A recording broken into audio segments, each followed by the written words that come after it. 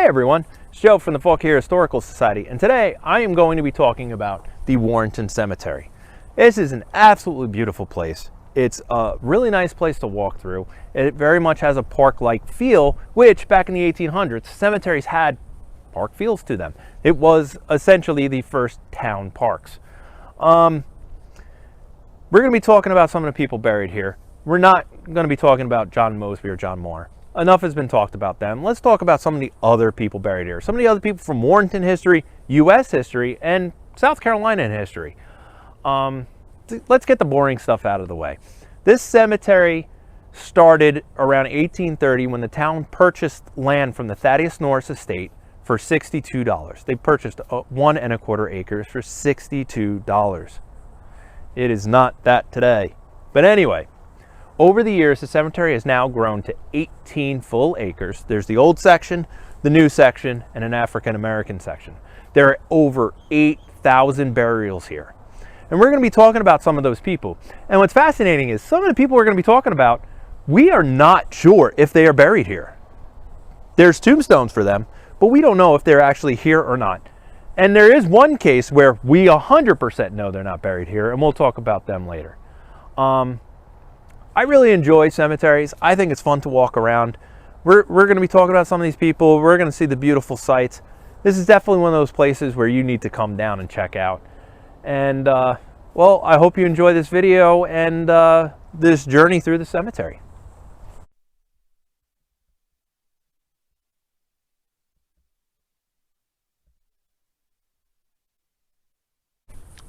All right, so here we are back in the old section. And we're standing next to the grave of Gustavus Richard Brown Horner.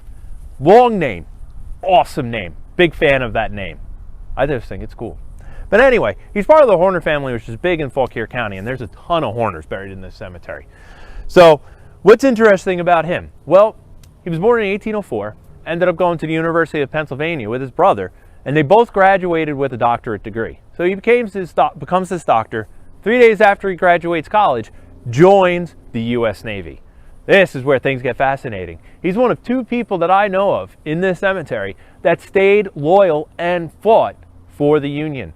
He stayed with the U.S. Army during the U.S. Navy, during the Civil War. Ended up serving as a surgeon on a ship in the Gulf of Mexico as part of the Union blockade of southern ports. For the U.S. Navy, he literally wrote the book on how the U.S. Navy should treat sick and wounded sailors. So he ends up becoming a Commodore, leaving the U.S. Navy, retiring, coming to Warrenton, and practiced as a doctor here until he passed away. What I really find fascinating, I just found this out today while filming this video, he's the only person I know in this cemetery with a Grand Army of the Republic sign. All the other ones you see around here are the Confederate signs.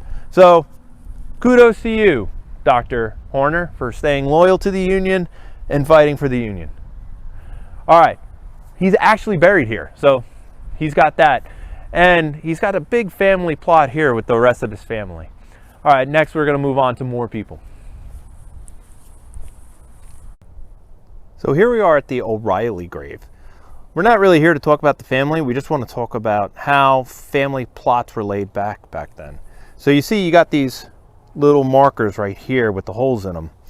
That would have been for brass railings that would have separated this whole family's plot. So what we have here are the actual headstones, and then at the feet, these are the footstones.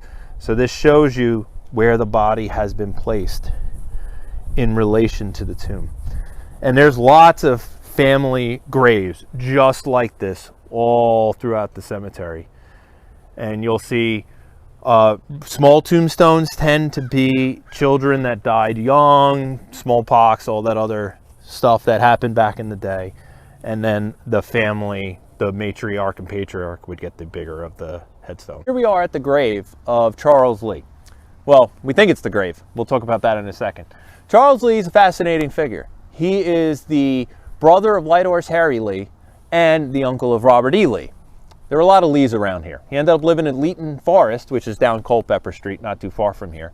And what's really cool about him, he was the second Attorney General for the United States of America. He was appointed by General Washington in 1795 ended up finishing out the Washington administration and served all of John Adams' administration as the Attorney General.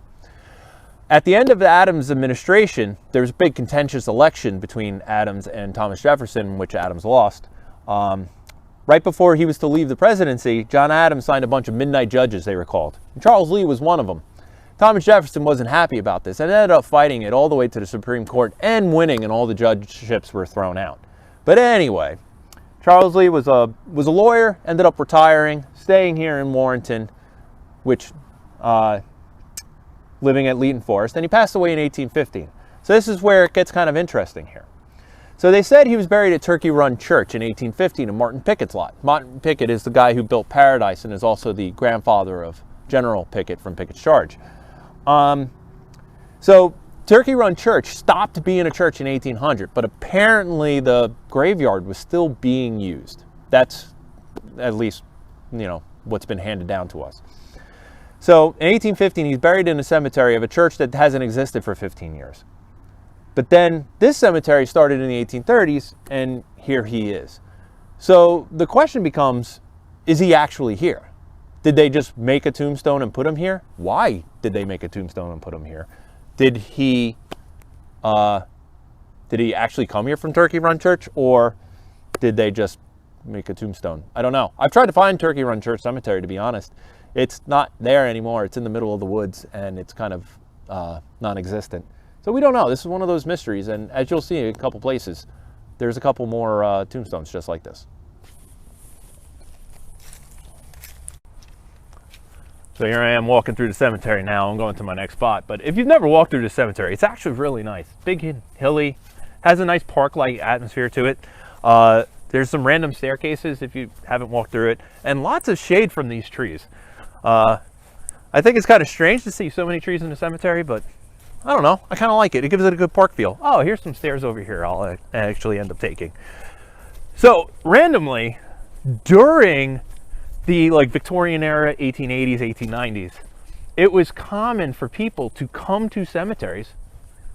See, stairs, random stairs. Come to cemeteries and actually picnic here with their deceased relatives. It ended up, they were like the first town parks, if you want to say it that way. And people come here and have a good time. Not recommended to do that now. It's a little strange. And actually, they don't even allow dogs here anymore. But just walking around the cemetery is fascinating and really cool. I don't know. I'm a big fan of cemeteries. I don't know if that makes me weird. But all right, we're almost at our next place now. And we'll talk about Anne Hansen. Another person that we don't know if she's here or not. So here is the tombstone of Miss Anne Hansen. This is considered the oldest tombstone in the Warrenton Cemetery. So she passed away in 1800, some 30 years before the cemetery even opened. And she was originally buried in the Edmonds Family Cemetery, which is behind Safeway off the bypass right down the road. So the story is that in 1839, according to this, her son and daughter, from what we have heard, had put a memorial stone here. Did they actually move her body? We don't know. Her grave is not marked in the other place, so did they take that tombstone, move it here, and just add this inscription? No one's really sure. We just don't know. And this is just another case of, is this person here or not? We're honestly probably never going to know. But this is considered the oldest tombstone here at the Warrenton Cemetery. So here I am in the new section, and this is actually the only time we're going to go into the new section for this video. But I want to talk about this tombstone right here for the Wynns. It's a Minor Wynn, great name, and Margaret Connor. They both died in the 1700s, 1778 for Minor, 1788 for Margaret. And when you read this inscription, what's interesting is their two sons ended up going to South Carolina and ended up founding this town called Winnsboro. So why is that interesting? What does that have to do with Warrenton? To be honest, I don't know how this involves Warrenton and Fauquier, but it does, because a lot of people ended up moving from Fauquier County down to Winnsboro, South Carolina. One of them being Ben Lakin. He was one of the first jailers. He ended up going there with his nephew, Henry Parr. And apparently a bunch of Parrs, which is still a name you can find here in Fauquier, ended up moving with them to Winnsboro, South Carolina, ended up founding Parr, South Carolina. So there's this almost familial connection between Parr, South Carolina, Winnsboro, and Fauquier and Warrenton. I don't know. What we do know is they are not buried here. We don't know where they're buried. We don't know where they're from. We don't know much about them. But someone, not that long ago, honestly, when talking to the groundskeeper, erected this massive piece of stone in memoriam of the Winns. And you know what? Kudos to that guy. But there's another case of actually know in this case the person is not here, but here is the memorial stone to them. And it involves another town in South Carolina. It is almost like a sister town to Warrenton to some degree back in the 1800s. All right, so here I am standing in front of the Confederate monument. All throughout the Civil War, soldiers were buried in the cemetery all over the place. And the townsfolk, they took wooden headboards, wrote the name of the soldier, maybe the unit, date they died, and that's how the graves were marked. But then in the winter of 1863, the Union was up here in town, and the U.S. Army was cold, so they were taking these wooden headstones of Confederates. They didn't really care about these people, and used them as firewood for cooking and to stay warm. So the names of all these people were lost. They were just lost to time. So what ended up happening is, sometime in the 1870s, all the soldiers were dug up and put into one big mass grave that was right here. And in 1873, the ladies of Fauquier County ended up paying for this 30-foot monument to be erected. And that's how it was. It was just unknown soldiers for that long. Until sometime in the 1980s, 1990s, this guy started doing research into where his great-grandfather was buried. He was a Confederate soldier from Alabama. This guy lived in Illinois. Robert E. Smith is his name.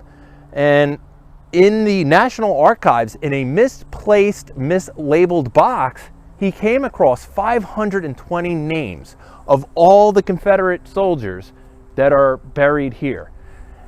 He ended up giving it to the mayor's wife at the time, Miss Lynn Weaver, and they ended up figuring out they're going to do this big wall around it with all the names and what states the guys were from and the date they died. And now we're going to talk about one of these guys. So the soldier we're going to talk about today, his name is Robert Person. He was born in North Carolina in 1845. At the start of the war, he was part of the military academy down there. Apparently that was a big thing back in the 1800s. And he ended up joining just after the Battle of Gettysburg, in which his brother was killed. So here he is. He's part of the North Carolina Cavalry. He's up here in 1863 in Warrenton. And on the day of October 14th, 1863, the Battle of Second Auburn, which is kind of funny because the Battle of First Auburn was the day before. So you can just say Battle of Auburn one day, which is about 7 miles outside of Warrenton. It's kind of an interesting battlefield. Mainly a cavalry battle. He ended up getting shot and he was brought here into town. And he lingered a few days, like most soldiers, but he ended up passing away from his wounds. And someone from his company sent the letters to his parents saying that Reverend Barton, who was part of St. James Episcopal Church, took care of him and helped inter him at the cemetery. He was only 17 or 18 years old, and here he is buried here in Warrenton in this mass grave, hundreds of miles from the place he grew up in and his family. So also, as I'm walking through the cemetery, there's one thing I do want to make note of. As you walk through the cemetery, you're going to notice there's a couple of tombstones that are kind of old and beat up looking. And as you walk, there are some that are white and spotless. The reason is all these tombstones are owned by the family, not the town. So the town does not clean them. But the United Daughters of the Confederacy do come in and clean all the Confederate soldiers' graves. So if you're in the cemetery and you see a clean tombstone, especially in the old section, you've found a Confederate grave. And this is just a reminder too that throughout the cemetery there are numerous unknown soldiers that have been buried here. No matter what cause they fought for or what they died for, it's still shocking and sad to see someone that's just buried here and no one knows who they are. not even their family. As the Tomb of the Unknown says, known only but to God. So, right here we have the Caldwells, Lycurgus and Sarah. Lycurgus was a newspaper man. I actually came up with the True Index right after the war and ran that for a long time. But we're not really here to talk about him. We're going to talk about Susan. Why do we like Susan? Well, Susan was a prolific letter writer during the Civil War. Her husband, Lycurgus, he ended up being a clerk for the Confederate government down in Richmond. So every couple of days, Susan was writing him, telling him all about Warrenton during the Civil War. And if you want to know great stories of the town and know what it was really like during the Civil War, get a real first-hand account, her letters were published in a book, shameless plug, that we actually have at the jail called My Heart is So Rebellious. And because of her letters, we know so much about Warrenton. I did a previous video on Warrenton in September of 1862. A lot of the information I got from that video is from her letters, where Confederate soldiers were when they died and where they kept them and stuff like that. So thanks to her, we know so much about the town during this crucial time, first-hand accounts. So thanks, Susan. Another one of the cool stories here at the Warrenton Cemetery. So that's my walk through the cemetery. I hope you guys enjoyed this video. I'm going to end it now. I hope you come here and walk around the cemetery and see it. You might even have family buried here. You might have an awesome family story that we would, as an historical society, would love to hear. The only way we know about history is through families. Come, talk to us, tell us. We'd love to hear. Call the jail. Reach out on Facebook to the Historical Society, and let's hear some family stories. Let's hear the history of Fauquier through the people that lived it, and let's preserve these stories. It's nice that people are buried here and we can get their name and their birth date and death date, but that's just a cold rock. We want to know about these people. We want to know their stories. We want to know your history. Your history is Fauquier's history, is our shared history. So reach out to us. I really hope you enjoyed this video. Come on down to the cemetery. It's really kind of cool. So thank you so much. My name is Joe. I am on the board of directors for the Historical Society of Fauquier. Hope to learn your history and see your families. All right. Thank you guys so much.